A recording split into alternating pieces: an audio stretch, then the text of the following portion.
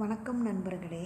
இன்றைக்கி தமிழ் பிளாசம் சேனலில் kiwi fruit juice எப்படி செய்யுதுன்னு பார்க்கலாம். அதற்கு தேவையான பொருட்கள்: கிவி 1 எடுத்துருக்கிறேன், பாதாம் பிசின் 2 ஊற வச்சுருக்கேன், 2 சின்ன பீஸு ஊற வச்சு எடுத்துருக்கிறேன், நைட்டே ஊற வச்சது. தேவையான அளவு சப்ஜா விதை நான் கொஞ்சம் எடுத்துருக்கிறேன். இவ்வளோ அளவுக்கு போதும் சப்ஜா விதை, ஏன்னா ஒரு பழத்துக்கு தான் நம்ம போட போகிறோம். இதை 5 நிமிஷம் இப்போ ஊற வச்சா. ஆனால் பாதாம் பிசின் நைட்டே ஊற வச்சு எடுத்துக்கோங்க. இப்போ கிவி ஃப்ரூட்டை எப்படி கட் பண்ணுறதுன்னு பார்க்கலாம்.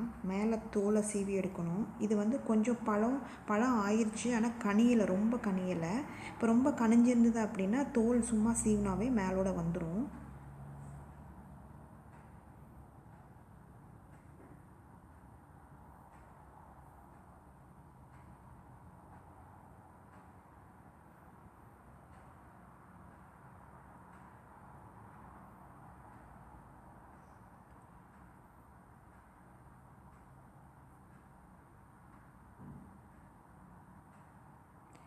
இந்த கத்தியில் தான் பண்ணணுன்ட்டு இல்லை, பீலர் இருக்குது பார்த்திங்களா, வெஜிடபிள் பீலர், அதை வச்சு நம்ம கட் பண்ணி எடுத்துக்கலாம். இப்போ பாருங்கள், தோலை சீவி எடுத்துட்டோம். இப்போ பழத்தை கட் பண்ணி நம்ம ஜூஸ் எடுத்துக்கலாம். இப்போ மேலே ஹார்டாக இருக்குது, இதை நம்ம கட் பண்ணி போட்டுடலாம், தேவையில்லை.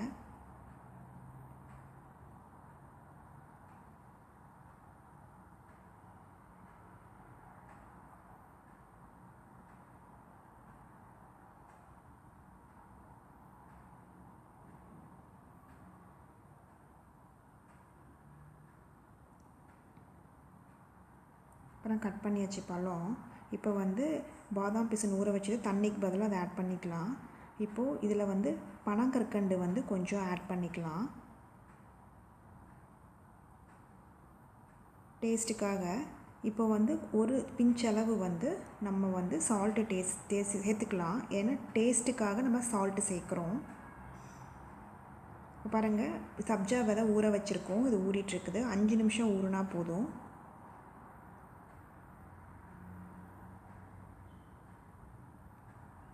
ஜூஸ் அரைச்சி நம்ம விழுத எடுத்துக்கிட்டோம். இதில் நம்ம சப்ஜா விதையை ஆட் பண்ணிடலாம்.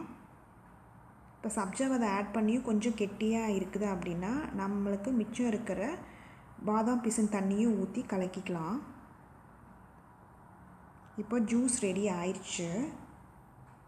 இந்த ஜூஸ் இப்படி செஞ்சு பார்த்துட்டு கமெண்ட்ஸ் என்னன்னு சொல்லுங்கள். இந்த சம்மருக்கு இந்த ஜூஸ் நல்லா குளிர்ச்சியானது. இந்த மாதிரி இந்த ஃப்ரூட்டில் செஞ்சு பார்த்துட்டு கமெண்ட் சொல்லுங்கள். இது உடம்புக்கு ரொம்ப குளிர்ச்சி ப்ளஸ் சத்தான பழமும் கூட.